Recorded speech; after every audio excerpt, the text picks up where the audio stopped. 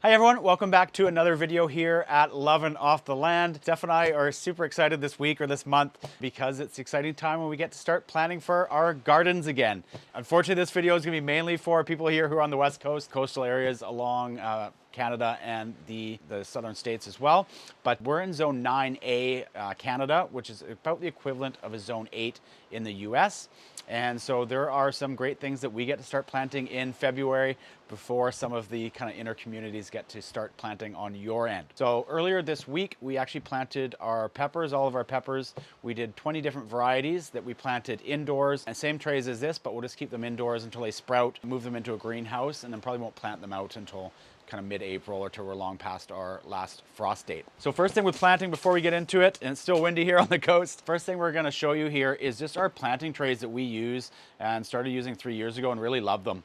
They're called Winstrip trays, and we're not gonna go into too much detail. We do have another full video on these trays and why we like them, but you can see how much sturdier they are and they don't break and they're gonna last us a lifetime. So we'll put the description to that video down below if you want to learn more about Winstrip trays and why we love them. So first thing we're gonna plant here in February. It is middle of February here, and I've gone through our sort of planting guides on what we can plant early, and you really want frost hardy crops that aren't gonna die off if they get a quick frost in the morning. Not that we're gonna have too many more here, but we probably will still get some. So the first great one is peas. These are very frost hardy. They do well in the early spring and the fall. So we like to get these going at a nice early date and into the garden and get them a head start. We found here they do tend to bolt in the summer, so we like to get them planted early enough that we can get a full crop out by kind of mid-May, June, and then they're done for that season. We'll plant some in late August as well that will then grow into the fall. So that's the nice thing about a lot of these frost hardy crops is that you can do a crop in the spring and also do another one in the fall at the end of summer if you have room and plan your garden, which is something that Steph and I have really put a lot more effort into this year, is just kind of the cycle of our garden and how to time it and time certain sections so that we can utilize it for the full summer. One of the things we planted last fall already that's coming up and starting the spring is our fall garlic, and we have a great video on that as well that you can check out. That's already in, it's already sprouting after the winter. We did a nice heavy mulch on it, so the garlic is doing well through the fall.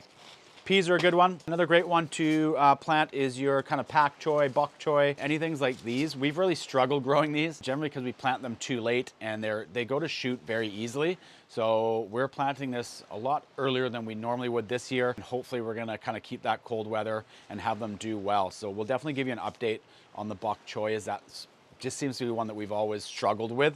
If you have tips or things that have worked with Bok Choy or you grow it successfully, definitely let us know how, and we would appreciate anything with that. My other one's dropped here, sorry. But another great spring one and fall one is also spinach. So this is a really hardy one that does really well as well. Planting spinach mid-February, and you'll be harvesting the end of it by May, kind of before it starts to bolt here on the West Coast. We also have other things in our garden that have survived the winter, which are great winter crops. So we have some brassicas like broccoli and cauliflower that we planted a little later in the year that have lasted the whole way through. We had a really mild winter here, so surprisingly our celery survived the winter. We have some carrots that are still on the ground, and the best cold hardy crop of all of them is kale. We have lots of that going that survives right through the winter. So this kale we planted last year, this will last us all through the summer, and then we'll plant another one in the fall to get us through the following year. So those are the crops we recommend starting a little bit early. If you're on the West Coast of Canada like us, you can start them about now in mid-February. Again, we're gonna keep them outside. We're not gonna start them inside, just so they don't have that severe adjustment. So with cold hardy crops, you really have to be careful. If you sprout them indoors and whatever your house is, 18, 19 degrees Celsius, and then you move them outdoors and it's still 4 or 5 degrees, they can go through a bit of a shock, which will hurt them.